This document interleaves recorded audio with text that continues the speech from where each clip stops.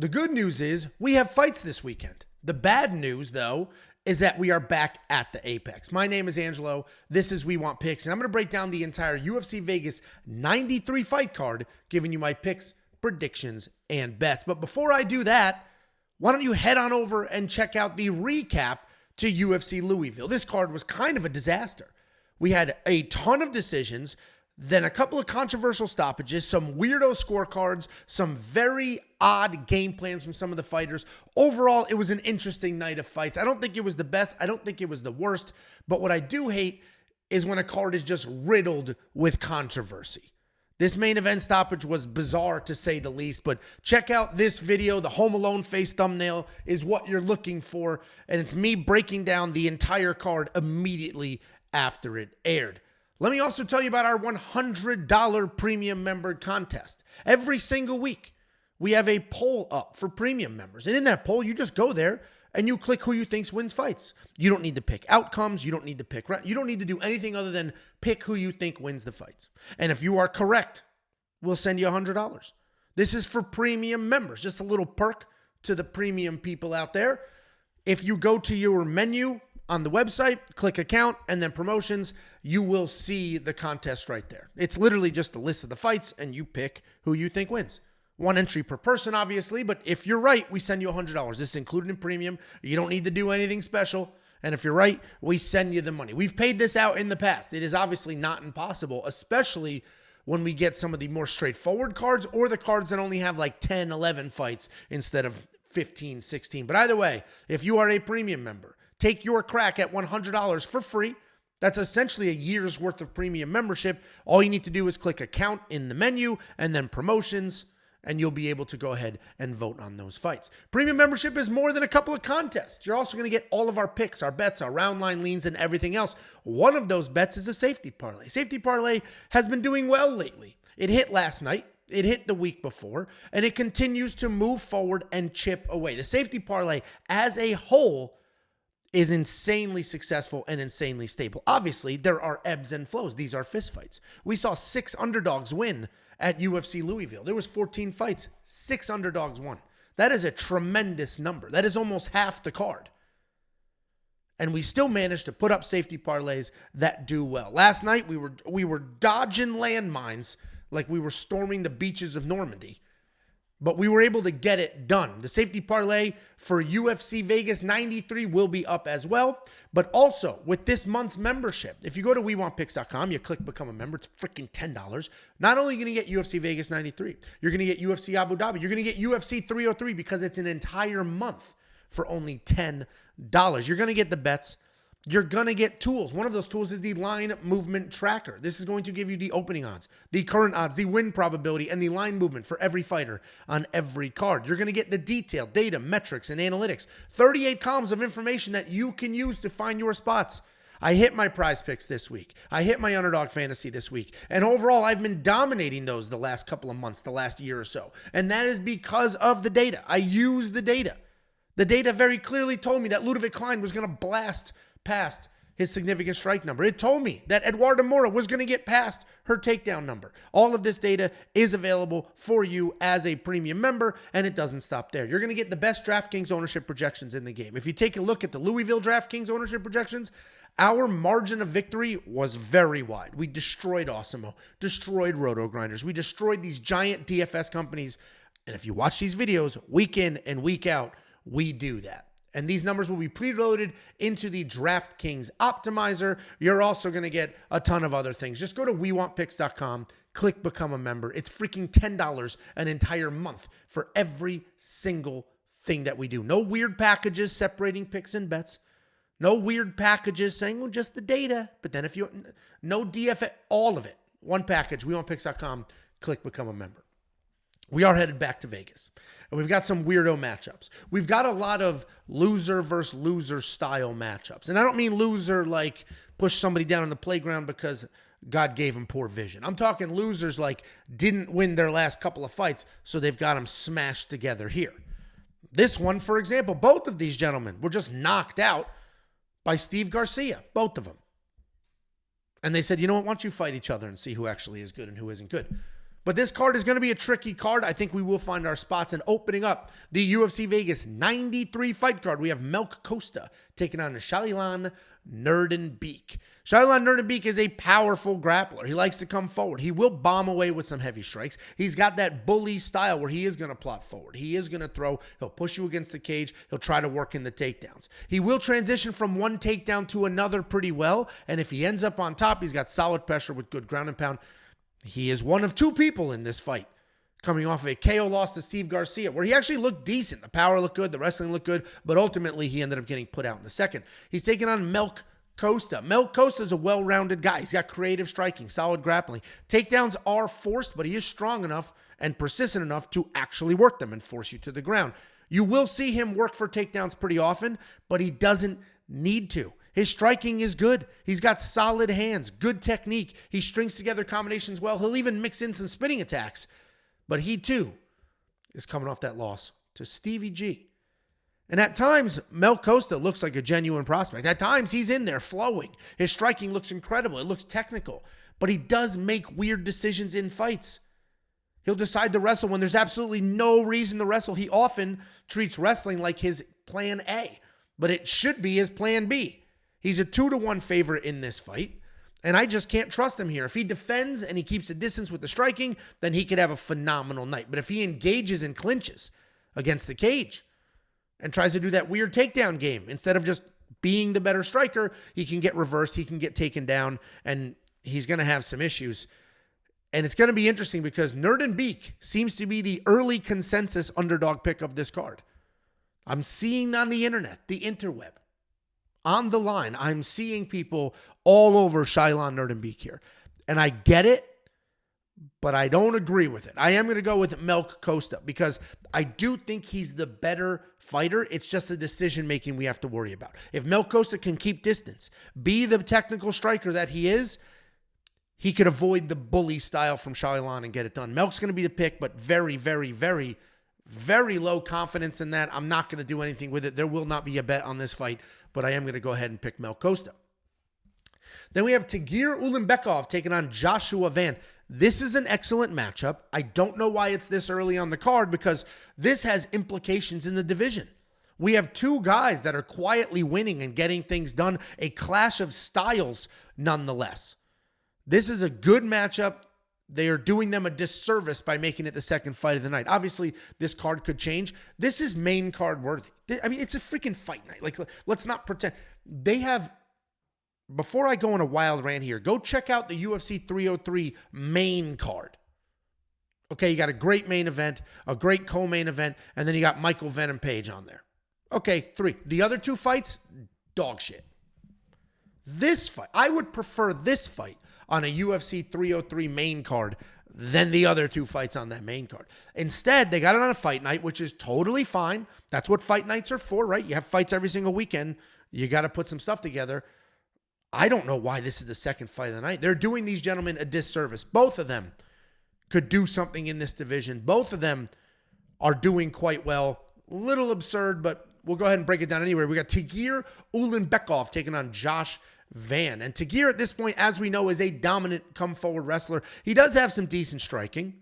He does a nice job putting his jab out there, and then right behind it is a takedown attempt. All 4 of his UFC wins are very grappling heavy. He has 12 takedowns, 2 submission finishes. The only real complaint I have about Tagir is his takedown defense.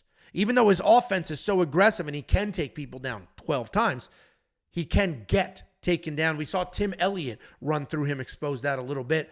When he fights high-level wrestlers, he could be in a bit of trouble, but that's not the matchup here. He is coming off that submission win over Cody Durden, where he dropped him, took him down twice, and then submitted him in the second round. Bit of a dog walking.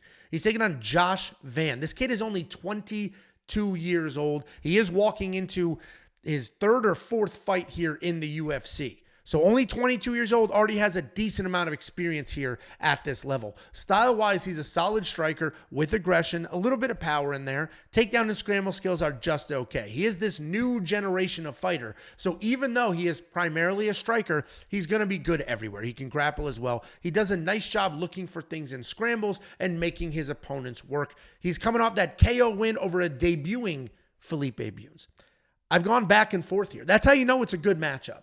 well, or you either get the worst matchup in the world, like Jimmy Flick and Malcolm Gordon, or you get a matchup like this where they're so evenly matched or their skills offset each other that it is hard to make a pick. And this is one of those. On one hand, I tell myself that Josh Van is this new generation of fighter, and we are entering an era where these pure wrestlers just are not getting it done.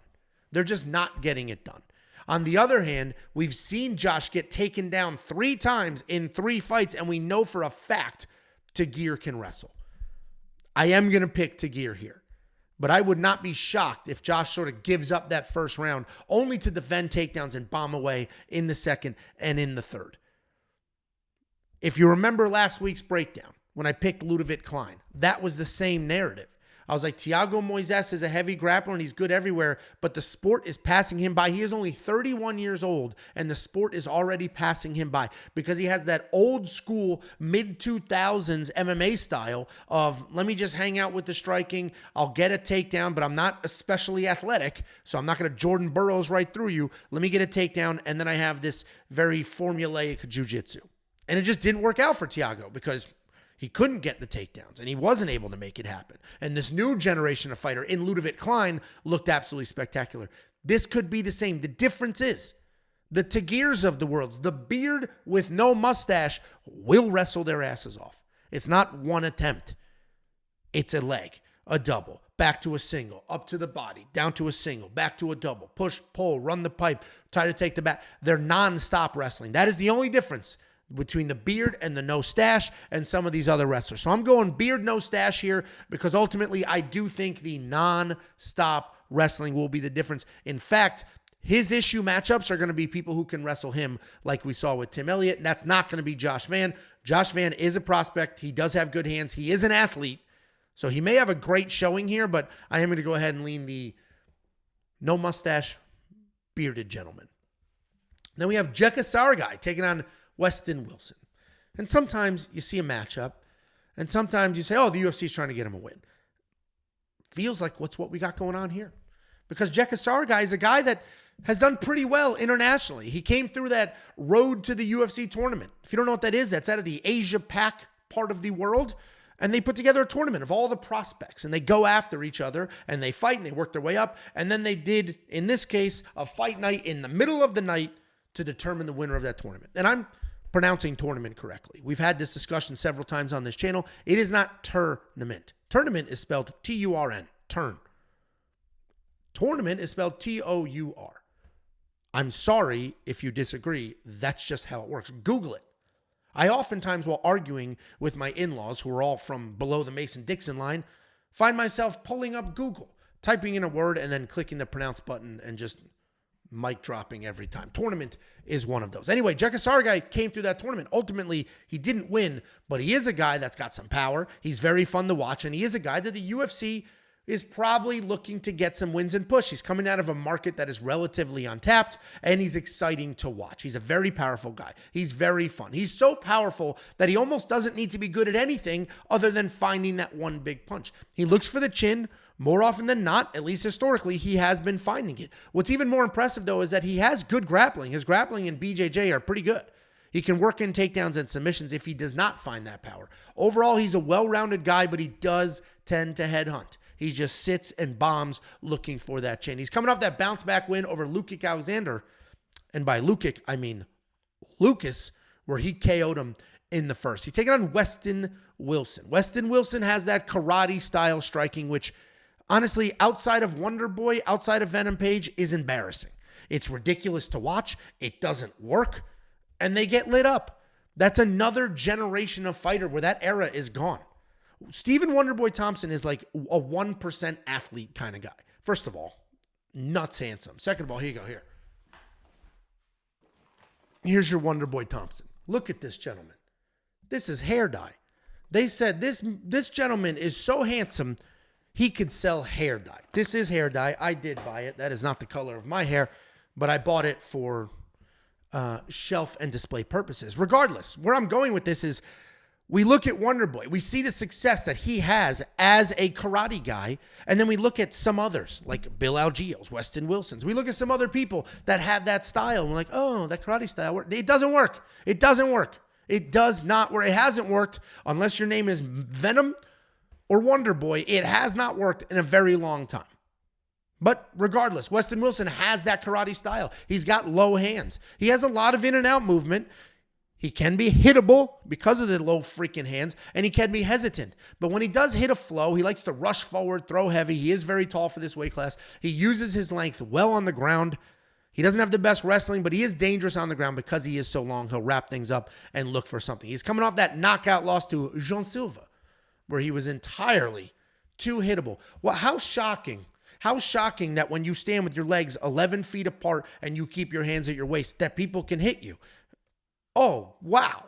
Who would have thought? Every card has a landmine on it. I thought the landmine last night could have potentially been Bruno Ferreira, and it wasn't. It looked like it might have been for a second there, but it wasn't. This card could be Jeka. And when we broke down the Bruno Ferreira fight, we did the very simple 1 + 1 = 2. Bruno Ferreira hits like a freight train. His opponent, Dustin Stoltzfus, gets knocked out. 1 + 1 = 2. This is almost the same breakdown. Jeka has big power. Westin has a bad chin and he's hittable. 1 + 1 = 2. As we know, though, sometimes fighters don't always do what we need them to do. Just 2 fights ago, Jeka was headhunting, missing the target, got completely out-wrestled, and then finished on the ground. And yes, Westin Wilson got absolutely dog-walked in his last 2 fights, but his last 2 fights were not easy ones. Joanderson Brito beat him, who's a wild savage, and then Jean Silva, who's a nasty striker. So his 2 losses so far in the UFC, at least, actually hold up. I am just going to keep it simple. We're going to go with the simple 1 + 1 = 2. Jeka's got power. Westin doesn't. Westin's hittable. Jeka beats Westin. We're going to keep it that simple. I am on the Jeka side. The bet here should absolutely be this fight does not go the distance. Maybe they mess up the round line. We get a 2.5 so we can slam the under. I imagine it's a 1.5, which is going to make this a little tricky. But let's see what happens when those props drop. If you are not a premium member, become one. Just go to WeWantPicks.com, click Become a Member. It's freaking $10 for an entire month. You're going to get this card, Saudi Arabia, 303, an entire month's worth of content. But if you are a premium member, click on account.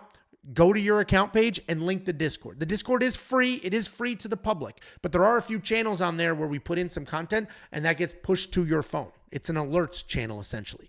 When we place bets, the round leans drop Sunday nights, at least for Bet Online, and that's who we primarily lose. And when those drop, we usually attack them pretty early. So make sure you have your notifications on and you do link your Discord so you can get that when it comes in. Then we have Garrett Armfield taking on Brady Hiestand. At one point in time, on Tapology, this was listed as the co-main event. And I was like, this is a problem. Luckily, they've done some rearranging. And now the new co-main event is a guy on a week's notice that hasn't won a fight in about 15 years. But it's fine. It's fine. We move forward. We get fights every week. We can't complain. And that's not sarcasm, because how many times do we get that week off and everybody's just miserable and depressed and there are no fights to watch? Just wishing we had some trash Apex card. This Apex card actually, though, is not bad. And this is another one of those sneaky good matchups, because both of these guys are doing things quietly behind the scenes. Garrett, not so quiet. Garrett's trying to turn himself into a meme. He's online, literally memeing himself, cutting out pictures of himself, throwing it in stuff, trying to be that social media guy. I mean, you got to do what you got to do to try to quit your second job. But we got Garrett Armfield. He's a busy striker. He doubles up his jab. He switches up his stance really well. He's always working forward. He does stay controlled. He doesn't take too many risks. He does a good job kicking the legs before coming up top. He's got solid takedown defense. And while he doesn't typically look for offensive takedowns, when he does, he's got clean power and he works them in well. He's coming off a close decision win over Brad Katana, where he was taken down 4 times, but he had the volume and the forward pressure. And we just watched Brad dismantle somebody last night. He's taking on Brady Hiestand. Brady Hiestand is a pretty good wrestler. He does a very good job establishing positions, racking up control time. His boxing is just okay, but he can struggle with pressure on his feet. That is a key, and we will come back to that. He's got solid scramble skills and plenty of cardio. He's coming off that win over Danam Bagarai, where he was losing. He was going into the 3rd round, clearly losing that fight, but he finally got the takedown he was looking for and ultimately finished to save himself from a loss.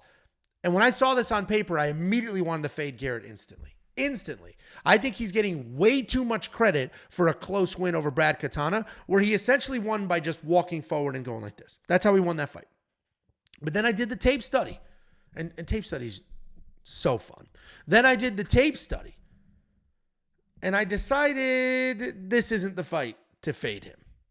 While I'm not wildly confident in him, this is not the fight to fade him. Brady can struggle with forward pressure, and Garrett is just forward pressure. With that being said, Brady is a dog. He's got no quit in him. We saw that in his last fight. And it could look exactly like his last fight, losing the first 2 rounds. In the 3rd round, finally make something happen. Garrett is going to be the pick. But I do hope that between the bartending job and trying to turn himself into a meme guy, that he's gotten in the wrestling rounds, because he's going to need that takedown defense in this fight. Then we have a couple of lady fights. And let's not forget, before we break down these 2 women, every single female underdog at UFC Louisville won. There were 3 female fights, and the underdogs won in all 3 of them. Only one of those fights had close odds. Montana De La Rosa was like a plus 110. The rest of them were plus 190, plus 200, and they all got it done. So keep that in mind when we're breaking down the lady fights. And I'm raising daughters. I have 2 young daughters. And I hate the narratives of like female fighting sucks. WMMA is terrible. I hate that narrative because I'm raising daughters and I don't want them in a world where it's just, women suck. I don't care. Trash product. But then you see last night and the favorites didn't do what they were supposed to do. Making terrible decisions. One shows up, no cardio, unprepared. The other one's refusing to shoot takedowns. And it's like, damn, man. Damn. Stereotypes come from somewhere, and it drives me nuts. Let's hope these are a little different because we have a couple of female fights back-to-back and a couple of big-time favorites. And if this looks anything like last fight, it's going to be a problem. But we got Josefine Knutsson taking on Julia Polastri. And Julia Polastri is in here making her UFC debut. She is very well-rounded. She's got slick striking, solid grappling. Her striking technique is clean. It's got plenty of straight punches and kicks. She's got power for the division, but she doesn't chase that power. She finds it in exchanges. She does get taken down pretty easily, but when she is on the ground, she's got solid enough BJJ and will hunt for submissions. She's on a 4-fight win streak and making her UFC debut. She's taken on Josefine Knutsson. Josephine's an accomplished kickboxer. She uses forward pressure and combinations to overwhelm her opponents. Her volume is impressive on her way in, and she does a great job just blasting kicks on her way out. While she is a striker, she can grapple as well. She's mostly looking for cage control, but if she ends up on top, she's got solid pressure. She is coming off the very dominant win over Marnik Mann, where she outgrappled and outstruck her. Julia Polastri is very good. She is very good, but this is going to be a really tough matchup for her. Josephine's a great striker and a sneaky good wrestler. I see Josephine winning both of those sides, winning the striking exchanges, winning the grappling exchanges, and the only real risk is going to be if she gets submitted on the ground after taking Julia down and putting herself in a weird position. Josephine is going to be the pick. I'm hoping we get favorable takedown lines. As you guys know, I've been crushing prize picks. I've been crushing underdog fantasy and even bet online. DraftKings, they drop takedown lines towards the end of the week. Hopefully we get lucky. Let's hope we get like a 1.5 takedown line because they're going to say, oh, Josephine's a striker. She's a kickboxer. And we get that takedown line because I do think Josephine's going to be taking down a lot here. I think she's going to be shooting a lot of takedowns. Look what we just saw out of Brad Katana. Brad Katana was the better striker in that matchup, but the range, the length was a little bit of a problem for him, so he started shooting takedowns, and he got a ton of them. This could be similar. Josephine's the kickboxer, but Julie is good, and Julie is going to put some stuff out there, and Josephine may not like that, might not like how it feels, and go the easy route and shoot the takedown. So let's keep an eye on that. Once the prize picks drops, if you're a premium member, you're going to get that instantly. If you're not a premium member, you're going to have to wait till Thursday. And then once the takedown significant strike lines and those prop drops from BetOnline and from DraftKings on usually Friday after weigh-ins, keep an eye on that because if we get something decent out of Josephine, I will be hammering those. Josephine is going to be the pick. I am very confident in her to get it done, but like I said, I think there's going to be a good amount of wrestling here and not just pure striking from who should be the better striker. Then we'd have a couple of ladies with another really wide line on the ladies. We got Carli Judice taking on Gabriella Fernandes.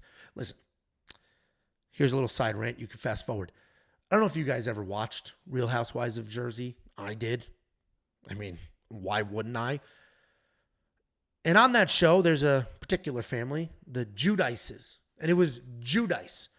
And then she put out a cookbook and wanted to be more Italian than she actually is, and literally just changed the pronunciation of her name to Judice and would correct people. She spent 30 years of her life saying Judice. She said Judice. She said it. Hi, I'm Teresa Judice. And then just came out with a cookbook, needed to jazz up the accent a little bit, and she says Judice. Hello, I am Teresa Judice. Hi, hello, nice to meet you. Do you have a mozzarella? That's the life she started to live. It was embarrassing. It was ridiculous. Just be who you are. Just be who you are.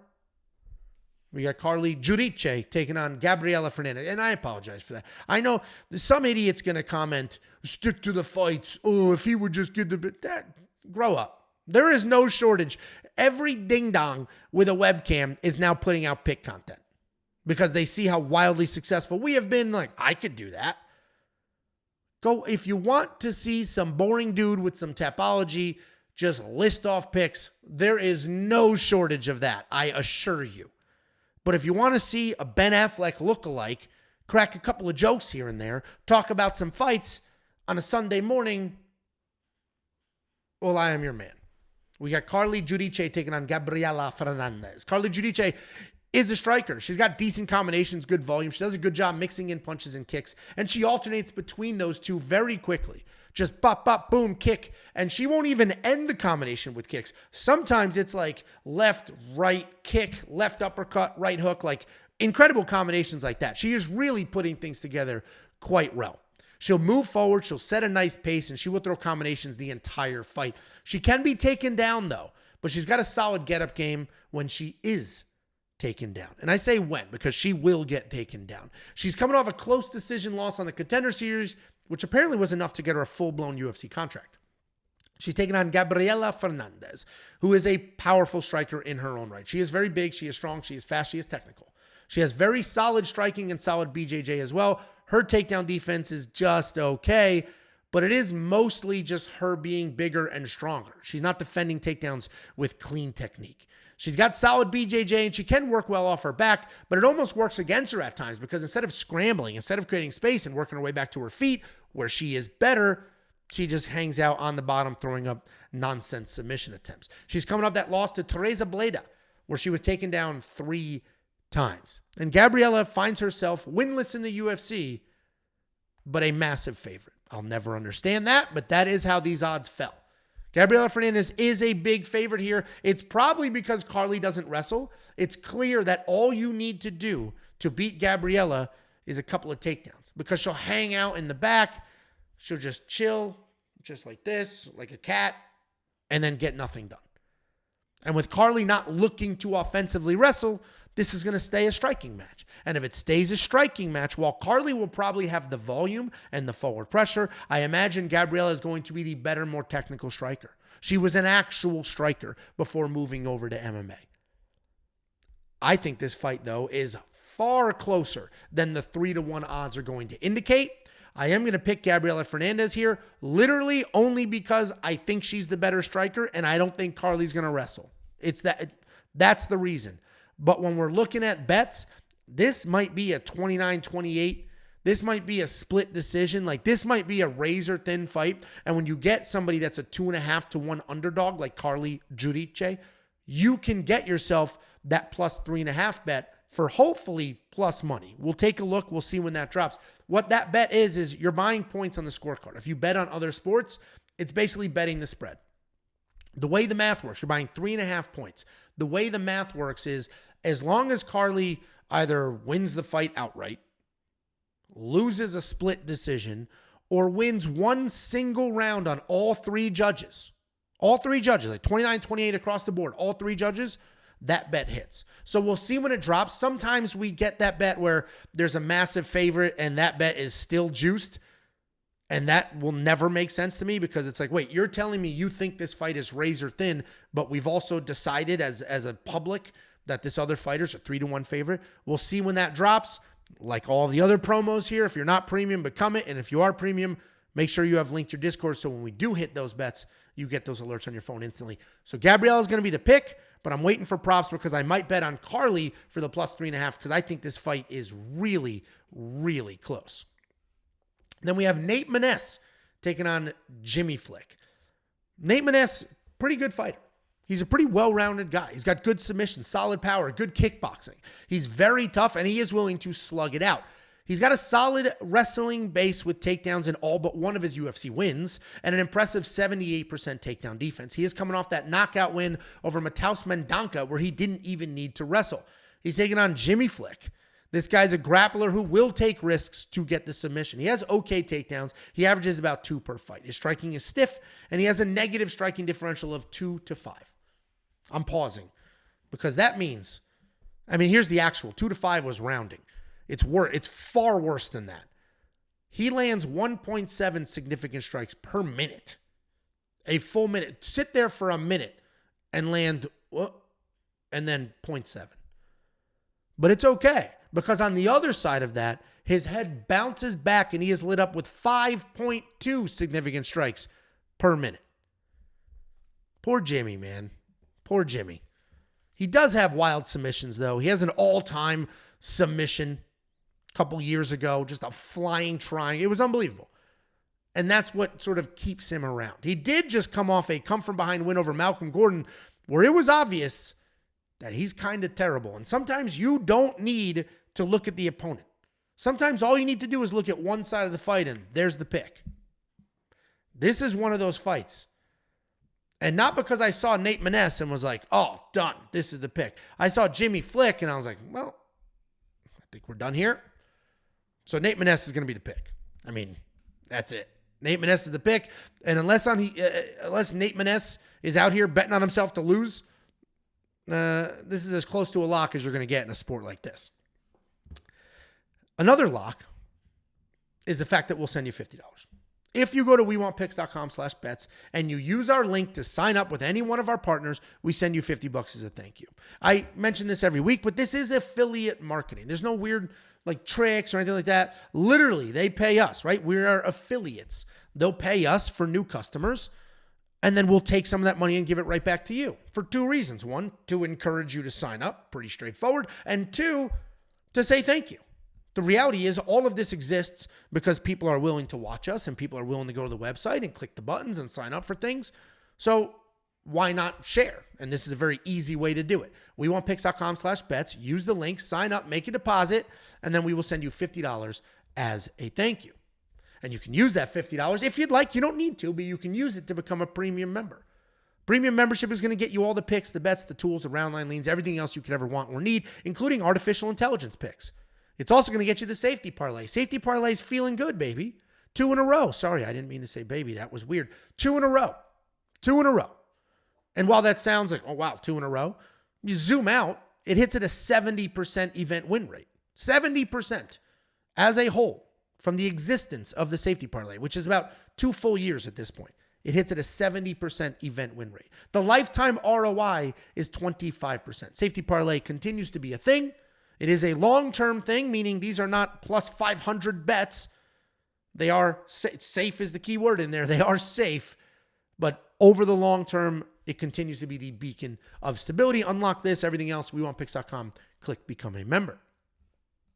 Opening up the UFC Vegas 93 main card, we have Timmy Cuamba taking on Lucas Almeida. And this is another really fun, interesting fight. This is a decent main card fight. I will take it because we got Lucas Almeida. This guy's a powerful striker. He loves throwing heavy 1-2s. He comes forward. He sets up that big right hand.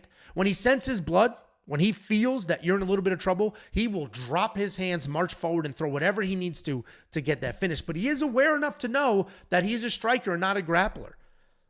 And in an era where we see fighters making insane decisions mid-fight, you can trust Lucas Almeida to not get caught up in a grappling match when he shouldn't. So much so that even if he ends up on top, let's say there's a scramble and he ends up on top, he will stand up and be like, no, I don't want this. And then go back to doing what he does, which is strike. His takedown defense is not very good at 40%.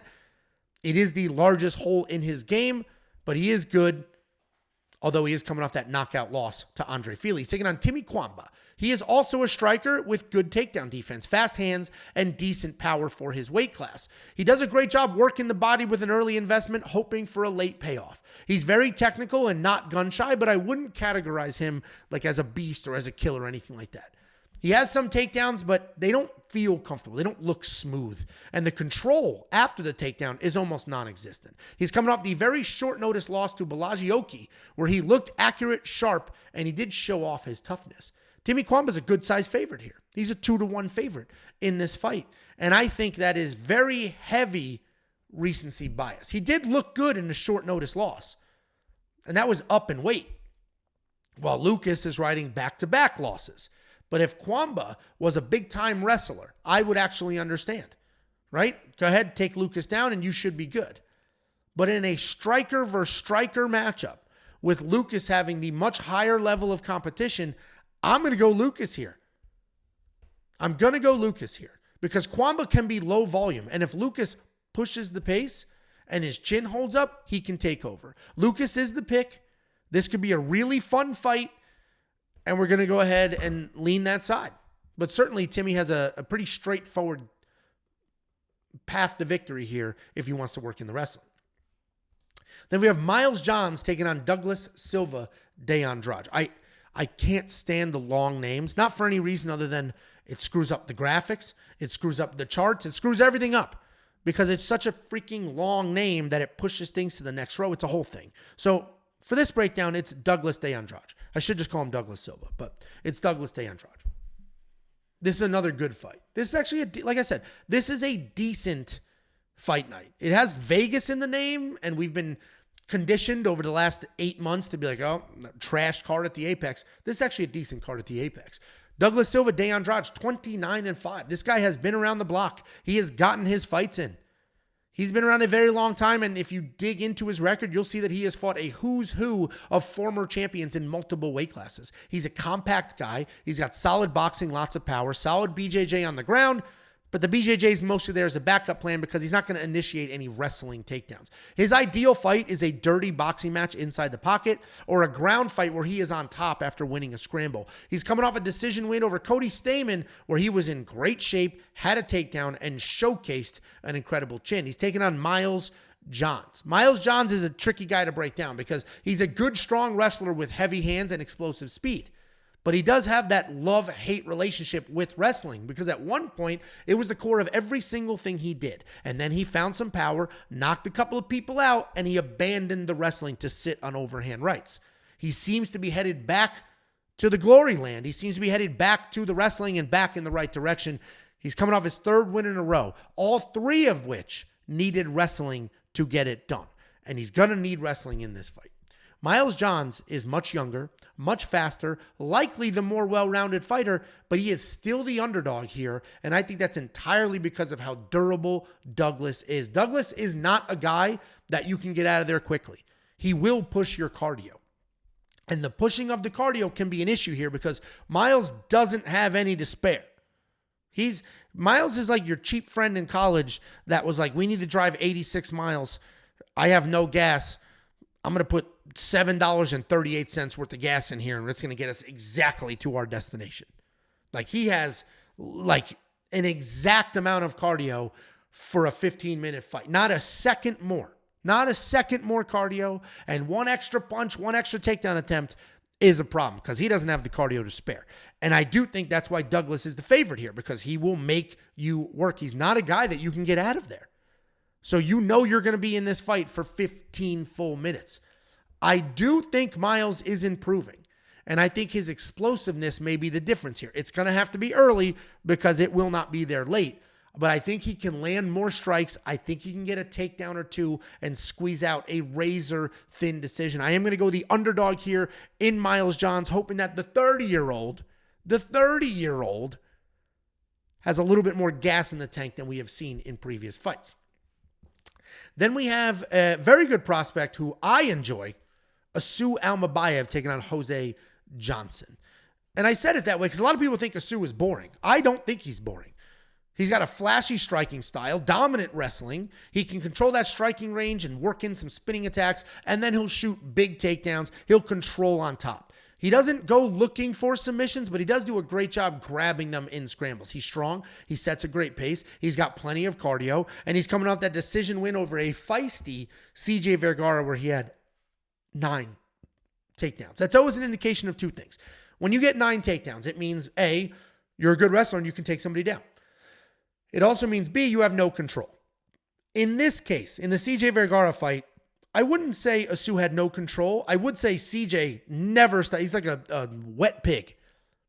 He's impossible to, he's just slipping and sliding. He's impossible to hold down. And that's what we saw there. But Asu won that fight. Very clear 30-27 across the board, was getting takedowns, was doing what he needed to do, and he got it done, even though CJ Vergara never sat still for a half a second. He's taking on Jose Johnson.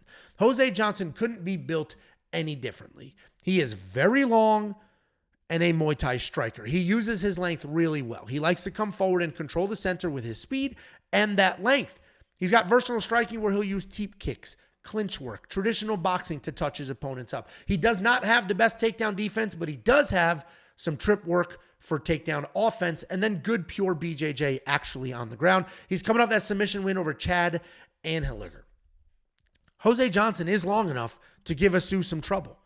But unfortunately for him, he doesn't have good enough takedown defense to keep it standing. He's not going to be able to defend the takedowns to throw out super long teep kicks and keep a super long jab to keep Asu away.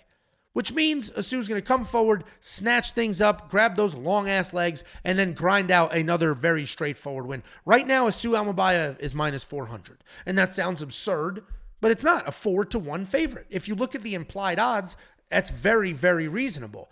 But I am almost positive the same thing that happened to Brad Katana last week is going to happen this week, where Brad Katana at one point was minus 500. Okay, seems wide, and then he went out there as a minus 800 and looked it. I think that's what's going to happen here. I think Asu Almabaev, the minus 400 line will be gone maybe by the time this video is published, and he's going to cruise to minus 7, minus 800 because people are going to look at this card. They're going to see how many underdogs won last week, and they're going to say, who the hell am I super confident in? And Asu is one of very few people on this card that you're going to be like, okay, him. And so the money's going to come flying in on Asu Almabaev. He is my pick, and I will fly some money on him as well. Then we have Adam Fugit taking on Josh Quinlan. And Josh Quinlan, it's a tragic story. A tragic, tragic story of a gentleman who had a couple of wins, knocking people out, great prospect, and then got caught doing steroids. And then after the doing of the steroids, didn't quite have that same success as he did before he got caught. Just the tragedy of getting caught cheating.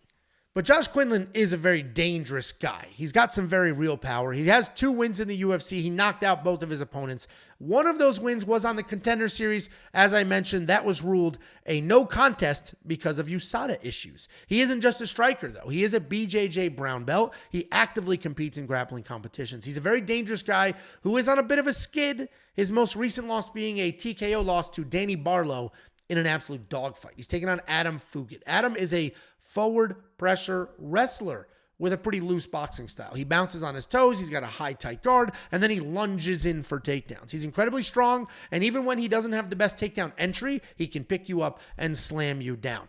Even though he has a high guard here, it's not tight, and straight punches get right through them somewhat easily. He is very tough. He's hard to put away, but he does get cracked and dropped. He's coming off that one-sided loss to Mike Malott, which honestly is kind of respectable. This should be a fight where we find out how good non-steroid Josh Quinlan is. Because at one point he was a big prospect, but after the USADA issue and a handful of losses, things have not been going his way. While Fugit does not have a ton of success in the UFC, his losses are quality. I do think this matchup favors Quinlan, though. I mentioned last week, when you're breaking down some of these guys, and you look at the matchups, we are entering an era of MMA where the wrestle first guys are not having the same success that they used to. Everybody is getting good at defending takedowns, especially against the cage. And we're in the apex. The cage is smaller. Backing your way up to the cage and defending the takedown there is a little bit easier than in the middle of a UFC-sized octagon. So I do think Adam Fugit might struggle to get the takedowns. I can see Josh Quinlan weathering a wrestling storm, landing the more impactful shots and letting those add up. Let's also not forget that Vegas hates wrestlers. The Vegas judges have collectively decided wrestling doesn't matter anymore. This is the Ultimate Kickboxing Championships. I don't care if you get 10 takedowns. They don't matter. And even though Adam Fugit can get the takedowns, unless he splits Josh's face open and is just wild on top, the judges aren't going to care. I am going Josh Quinlan here. These odds are perfect at -110. It's dead even odds, and that makes sense to me because, this is a tight matchup. But once we factor in Vegas, I think you got to go Josh Quinlan here because Vegas hates wrestlers. And then we have our new co-main event of the evening. We have Ikram Aliskirov taking on Mackenzie Dern's boyfriend, who hasn't fought in years in a co-main event. But it is what it is. He is stepping up on short notice, and we appreciate that because I love watching Ikram Aliskirov fight. This guy's a Russian wrestler. What did we talk about earlier? Beard, no mustache? That's your man.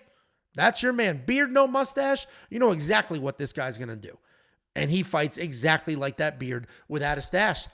His hands have looked pretty good recently, so he hasn't even really needed to wrestle in the UFC. When he is wrestling, though, he's got nonstop pressure with constant body locks, tie-ups, and shots. When he gets you to the ground, he's like an 8th layer of skin, and he's impossible to shake. He will just latch onto you and roll with you, stay with you. He's not a guy that you can just get off your back or get off of you after he takes you down. His striking is quickly improving with a high guard, solid combinations, and great power. He's coming off his second first-round KO in a row, this time over Warley Alves. He's taking on a very short notice, about a week, a short notice, about a week and a half, Antonio Tricoli.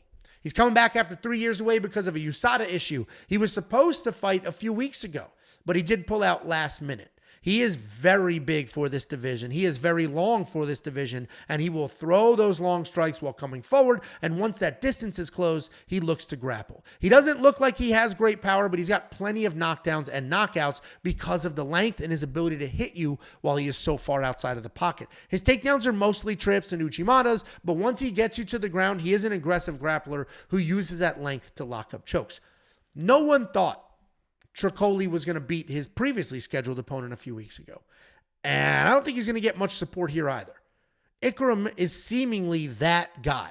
He has amazing wrestling, clear power. And while he will be the smaller fighter, he will be the faster, more well-rounded, and the clear pick here. It is fine, though. Antonio Tricoli will go home to the nice warm bed that he shares with Mackenzie Dern, who can nurse his wounds. But Tricoli's going to get smoked here, and I'm not telling you anything you don't already know because Ikram Aliskirov is like a -700 favorite already. Those odds are too far gone to do much with, but Ikram is going to win this fight probably inside the distance. And then we have our main event of the evening. We got Alex Perez taking on Tatsuro Taira. Alex Perez, all of a sudden, this dude was gone for years. All of a sudden, bang. 2 main events in a row, bang. A fight night. This guy has fought more times in the last 3 months than he fought in the last 3 years. It is crazy. But here we are, and I'm looking forward to it because all of a sudden, Alex Perez is the guy that I'm interested in because of his most recent performances. Alex Perez is a good striker. He's got fantastic low kicks, solid wrestling. He will enter the pocket with those boxing combinations and then finish those exchanges by blasting your legs and circling out. He averages more than 2 takedowns per fight. He has a very impressive 82% takedown defense, and he's coming off that knockout win over Mataus Nicolau in a short notice main event slot, just like this one. And he's taking on a very highly touted prospect in Tatsuro Taira. Tatsuro Taira continues to be undefeated. He's one of the best flyweight prospects on the planet. He's only 24 years old, but he has 15 fights with 12 finishes. Style-wise, he's a patient striker. He has okay power in his hands and a strong grappler. He does not have the best takedowns in the division, but he will stick with them, and he will drag you to the ground. He's coming off his first standing knockout win in the UFC. And I was definitely an Alex Perez hater this year. And I apologize. I take it all back. I made cracks about his last win being 4 years ago. I essentially counted him out of multiple fights. Then he had a pretty decent showing against Muhammad Mokaev where he defended the takedowns and he scrambled really well. And the only reason he didn't win that fight is because he didn't let his hands go. Then he had a really quick turnaround to fight and knock out Mataus Nicolau in his first main event. Now all of a sudden I'm sitting here and I'm about to pick Alex Perez to arguably beat the best prospect in the division. Alex is the better striker in this matchup. And as we saw in that Mokaev fight, he can defend takedowns and scramble really well. I genuinely think Perez can win this fight, and I'm going to be picking him to do so. Right now, he's a plus 165 dog. I'm going to watch the line movement tracker, drink our own champagne, eat our own dog food to see if he becomes a bigger underdog or a tighter one, because if that continues to widen, and I check that thing, and it's plus 170, plus 180, I'm going to go ahead and place a bet on him. If it's tightening, I'll probably hit it at the plus 165, or if I miss that by a little bit, I'll probably hit it. So I am going to wait. I'm going to watch these odds because, frankly, the scramble skills that we saw out of Alex Perez against Muhammad Mokaev are more than enough to defend Tatsuro Taira's takedowns. More than enough. And then it's a striking match, and I think Alex Perez is the better striker. We're about to find out how good Tatsuro Taira actually is or is not. I'm picking Alex Perez here, guys. That is the breakdown. Don't forget, if you want 50, we'll send you 50. WeWantPicks.com/bets. Use the link, sign up, make a deposit. We will send you $50 as a thank you. This is affiliate marketing. You can then use that money to become a premium member. The line movement tracker is what I just talked about. The line movement tracker is something I will be watching this week for several fights, including the main event. Because if I'm going to get better odds on Alex Perez, I'm going to hold out and look for those better odds. You're also going to get the detailed data, metrics, and analytics. Hey, Ange, how are you doing so well at Prize Picks and Underdog Fantasy? Well, fine, viewer. I'm doing it with the data. The data leads me down the path. You're also going to get the DraftKings Optimizer preloaded with the best DraftKings ownership projections on planet Earth. But you're not just going to get those and the regular bets. You're going to get the safety parlay, which hits at almost a 70% event win rate. The safety parlay, which has a lifetime ROI of 25%. And then on top of that, you're going to get more than just my beautiful face and this sultry voice. You're going to get Artem breaking down PFL, breaking down Bellator, breaking down the regional shows. And you're going to get the Pick GPT. This is an artificial intelligence that is picking fights based solely off of historical data. Every single thing I just mentioned, a million other things I did not mention, only $10 for an entire month. Just go to WeWantPicks.com, click Become a Member, and that entire month is going to include UFC Vegas 93, UFC Abu Dhabi, UFC 303, and that's because we're not charging you every week. It's $10 for an entire month's worth of content. And finally, guys, if you do want to send some mail, here is the address to send that mail. We open up the mail on the vlogs. We'll read the letters. We'll eat the food. We'll shout out the packages and the company, all of that. We Want Picks, P.O. Box 406 in good old Prosper, Texas. Guys, thank you so much for the watch. Like, subscribe, do all those things. I appreciate every last one of you.